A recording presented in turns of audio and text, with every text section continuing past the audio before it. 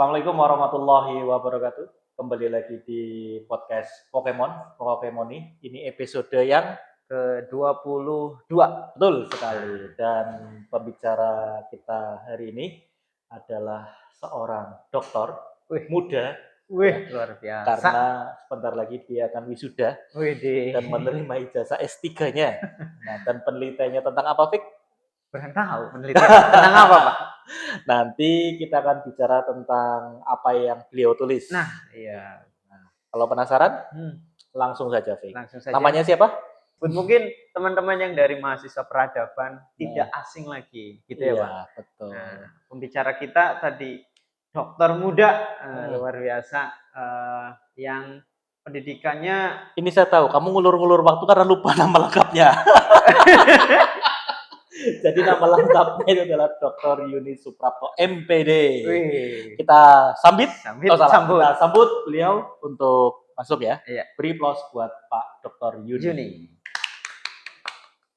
Baik teman-teman pemirsa Pokemon, kita sudah kedatangan narasumber yang luar biasa, Bung Yuni.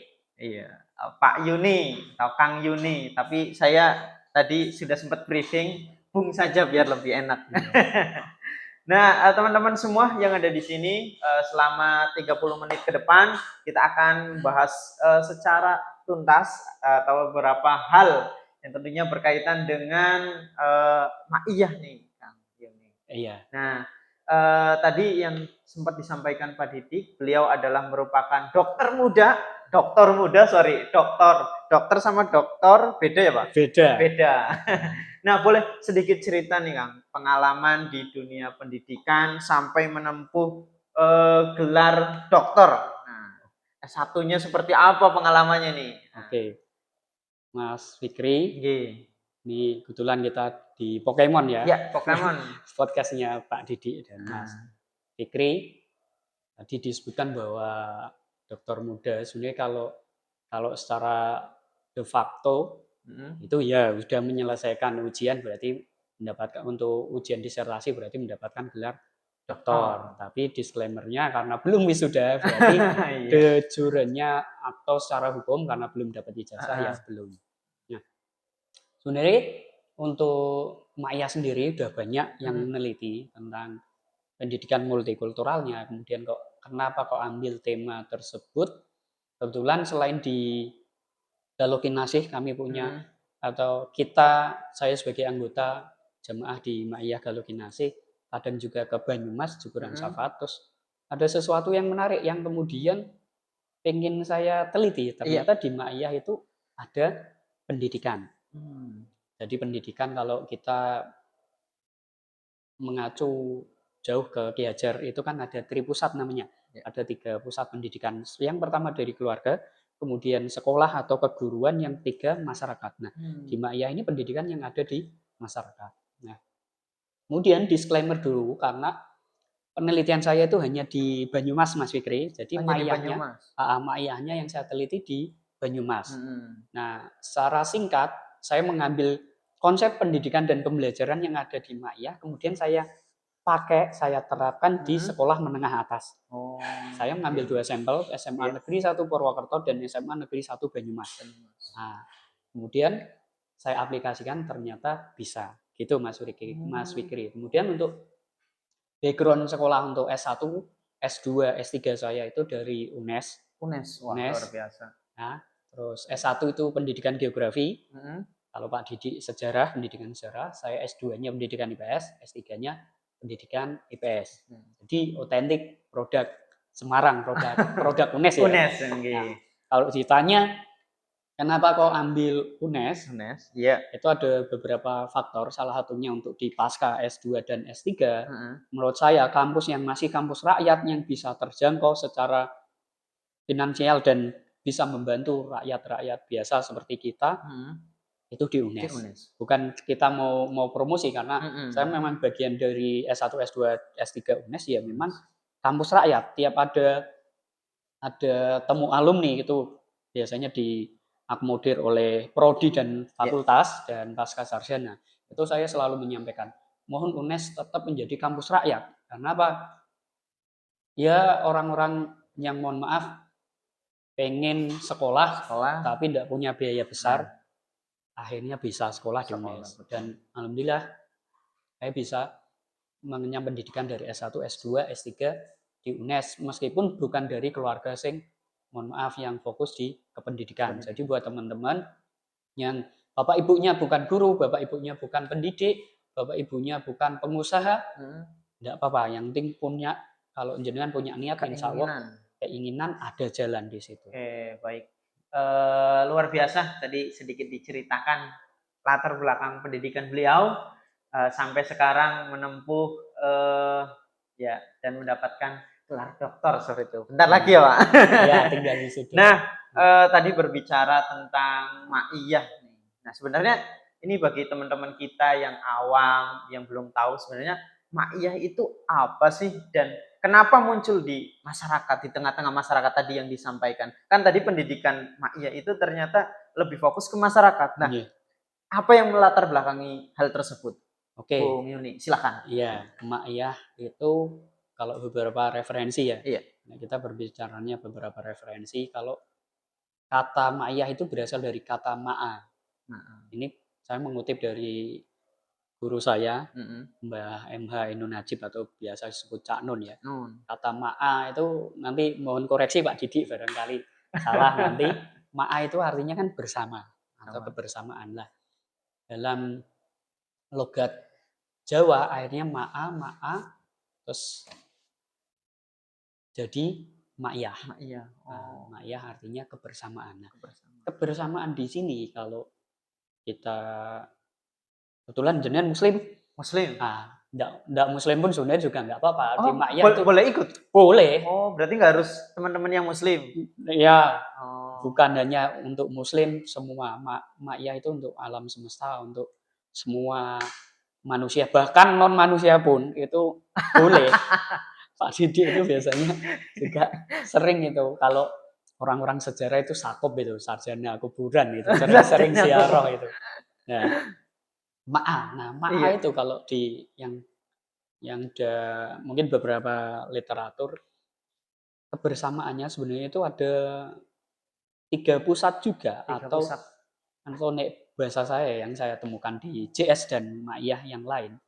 Itu kebersamaan kita tidak lepas dari 3. Nek bahasa saya permudah 3 komponen atau bukan komponen ya. Pokoknya 3 elemen ya, 3 elemen. 1 Tuhan, yang kedua Kanjeng Nabi, yang ketiga manusia. Nah, ma'a di situ selalu melibatkan 3-tiganya. Contoh nih, Mas Fikri seneng, udah punya cewek belum? Sudah. Sudah. Kamu seneng nggak dengan cewekmu? Seneng. Nah, kalau kamu seneng dengan cewekmu harus seneng terhadap Rasulullah, lebih seneng lagi terhadap Tuhan. Karena 3 tadi. Karena 3 tadi, kalau kamu hanya seneng terhadap cewekmu, pasti Tuhan yo istilahnya apa ya? Ya enggak, Tuhan kan maha semuanya, ya enggak merasa jealous sih enggak, cuman pasti ada kondisi yang di mana nanti jenengan pasti harus lebih senang terhadap Tuhan daripada cewekmu.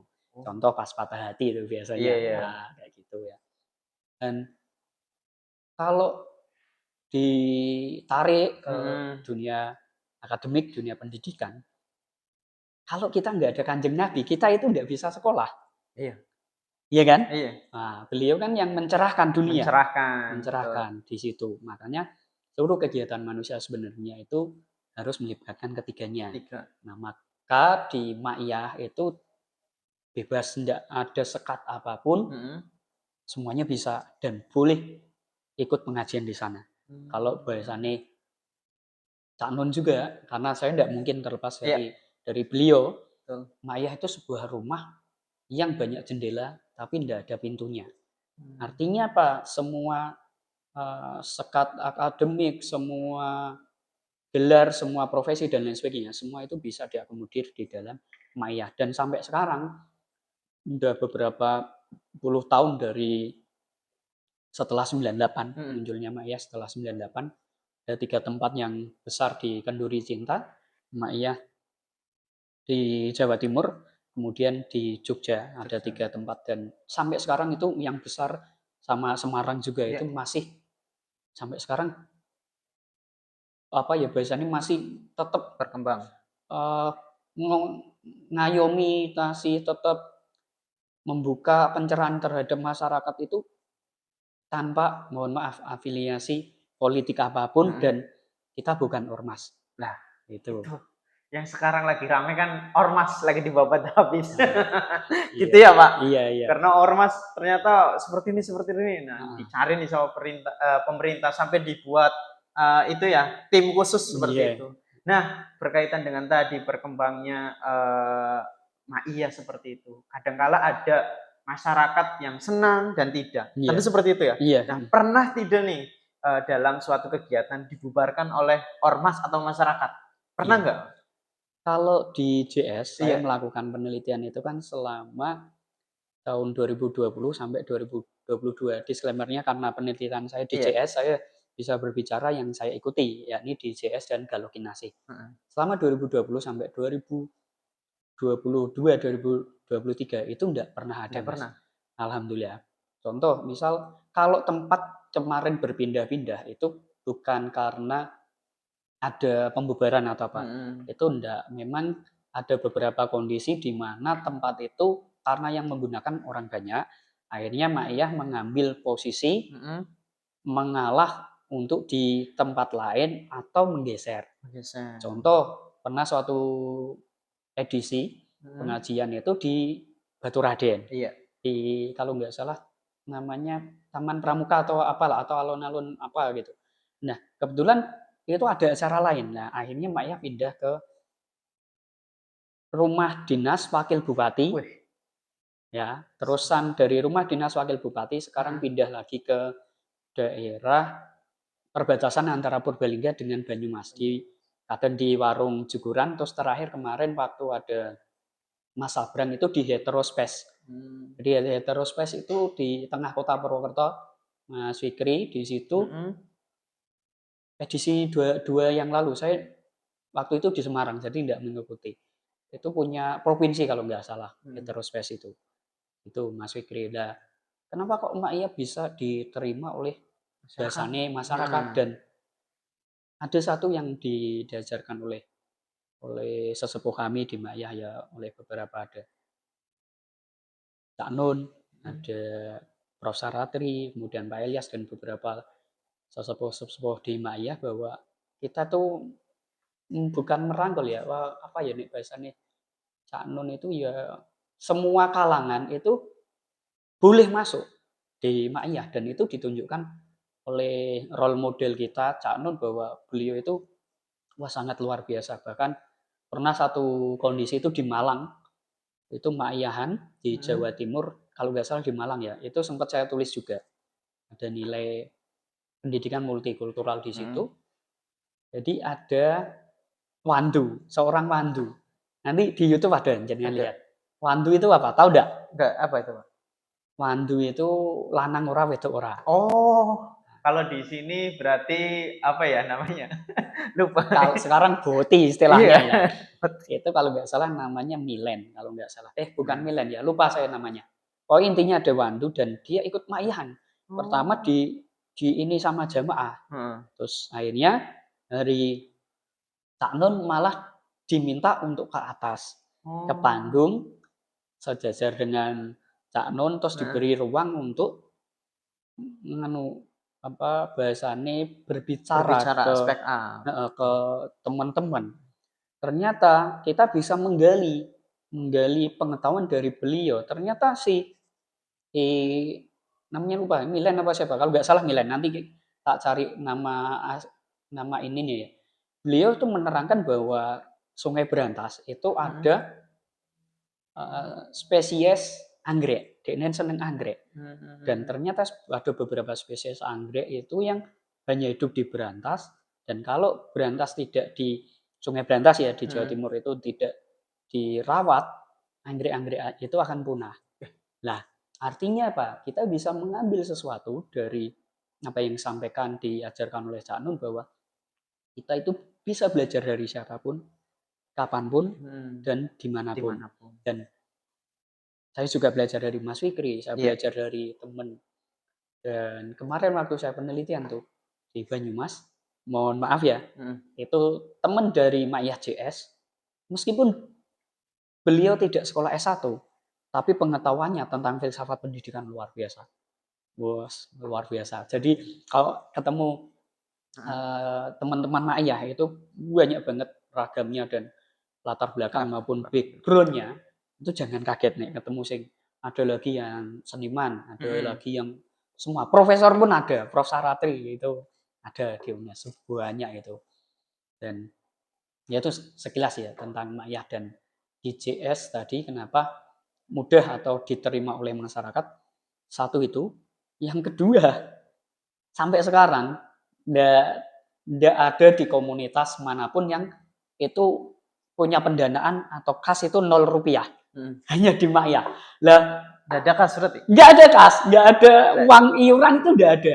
Dan caranya piye? Nah, caranya piye? Itu yang luar biasanya di situ. Jadi saya bicaranya gimana ya? Jadi apa ya? Natural nih bosone Pak Didik tadi natural nih bosoku organik. Jadi benar-benar dari jamaah, dari teman-teman untuk teman-teman dan semuanya juga kembali ke teman-teman. Gitu, Mas. Oke. Boleh dilanjut yang Luar lain. biasa. Iya, Tadi sedikit saya mendengar kisahnya ya berkaitan dengan Ma'iyah, tentu ada latar belakang perbedaan. Tadi yang background-nya masyarakat Laura, kalau di sini Laura, lanang ora, wadon ora. Iya. Nah, Iya. ya dari gerakan Ma'iyah ini ya atau bisa dikatakan bagaimana sih Ma'iyah di sini menghargai perbedaan itu seperti itu. Nah, apa yang mendasari itu? Dari kenapa sih padahal ini misalnya orang yang nggak berpendidikan seperti itu, tapi diterima di Ma'iyah. Ya. Padahal ketika diajak diskusi mungkin nggak nyambung. Nah, sebenarnya apa sih yang ingin Ma'iyah capai seperti itu? Ya, di disclaimer juga Ma'iyahnya tadi di JS dan saya sebagai jamaah ya, bukan sebagai pengurus. Jadi kalau ini subjektif dari saya, kenapa Ma'iyah bisa diterima. Tadi kita kalau bisa diibaratkan itu rumah yang banyak jendela. Jadi siapapun itu angin boleh masuk ke kita. Cuman kita tidak punya pintu. Artinya apa? Kita memberikan atau kita pas diskusi itu semuanya boleh masuk di situ. Jadi kalau di Ma'iyah tidak ada sekat apapun. Mohon maaf, bahkan sampai yang ngisi itu tidak seperti kita, Mas, kalau di Ma'iyah. Yang jamaahnya duduk di bawah terus yang ngisi di panggung seperti ini enggak, egaliter. Nah, itu ada nilai Ma'iyah yang saya dapatkan itu egaliter. Maksudnya egaliter itu ya sama gitu. Enggak ada. Kenapa? Semua jamaah boleh berbicara, narasumber pun berbicara, narasumber pun belajar dari jamaah, jamaah pun belajar dari narasumber. Dan beberapa ya yang saya ini dari buku, ada satu, saya punya satu bukunya Syekh Nur Samad Kamba. Saya lupa untuk apa ya bahasa Arabnya apa. Yang jelas bahwa ketika kita menjadi manusia yang diiniin oleh Kanjeng Nabi, itu salah satunya yakni menjadi manusia yang punya manfaat bagi orang lain. Dan DJS kemarin edisi COVID lah ya, 2000 kalau nggak salah 2021 atau 2021 itu malah ada anak-anak muda seperti Mas Fikri, dia bisnis kuliner, angkringan, tapi main kripto. Tuh, heran toh? Tuh, oh, saya pernah melakukan perjalanan Wonosobo itu ke teman sedulur di Wonosobo. Beliau mendapatkan manfaat dari COVID. Kan banyak orang waktu COVID banyak orang kena PHK nggih. PHK. Nah, beliau malah tidak bersedih. Malah dapat dari COVID itu dapat penghasilan. Apa kira-kira? Dia bikin kalau dulu ada namanya mainan truk oleng. Oh iya. Viral ya. Dia baru usahanya kendo, terus dia dapat ide truk oleng.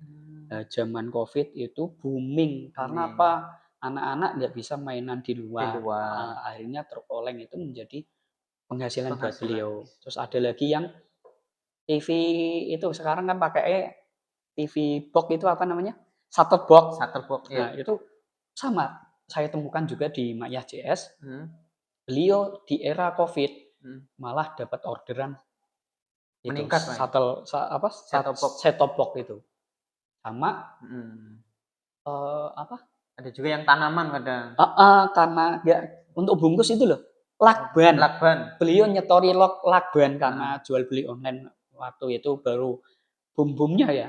Dia menyediakan lakban yang untuk packing itu yang ada tulisannya Shopee atau apa atau seluruh Kabupaten Banyumas dan Purbalingga. Laris.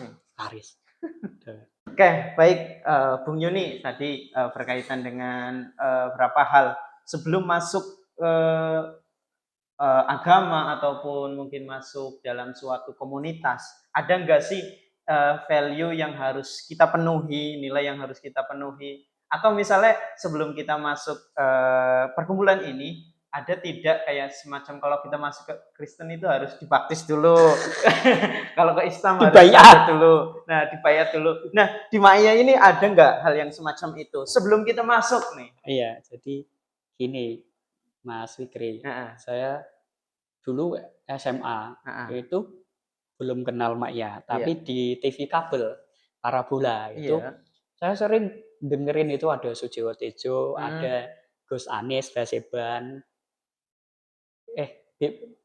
Gus Anis Pati itu ya, terusan ada MH juga. Waktu saya SMA, waktu itu TV NU. Ini bukan Maya itu bukan NU, bukan Muhammadiyah ya. Cuman waktu itu saya melihatnya di TV NU. Nah, ini kok asik ini. Sinau, pengajian, ono diskusi, ono wayange, ono gamelane, ada nyanyi dan lain sebagainya. Iki apa to janjane? Waktu SMA mau seneng deleng tok, tapi enggak tahu Maya itu apa. Nah, kalau di beberapa referensi itu enggak ada ceritanya kok jenengan masuk Maya terus harus ikut Ma'iyah terus itu enggak, apakah jenengan Muhammadiyah enggak boleh masuk Ma'iyah, enggak, jenengan NU enggak boleh selain NU enggak boleh ikut Ma'iyah, enggak. Bahkan semuanya boleh. Bahkan semuanya yang ateis ya, itu pun boleh ikut pengajian Ma'iyah. Tanpa Tuhan boleh? Boleh ikut pengajian Ma'iyah. Intinya jenengan makhluk Gusti Allah udah ikut Ma'iyah boleh. Nah, kemudian kalau dibagi lagi jamaah Ma'iyah itu sebenarnya ada jamaah gelombang, jamaah cair, terus padatan. Nah, apa itu? Nah, jamaah gelombang itu tapi nanti dicek lagi nggih, barangkali apa yang sependek pengetahuan saya nanti mbokan kebalik-balik. Intinya itu terbagi ada yang mengikuti Ma'iyah karena menemukan video atau tayangan di televisi tentang Ma'iyah, tentang Cak Nun dan lain sebagainya.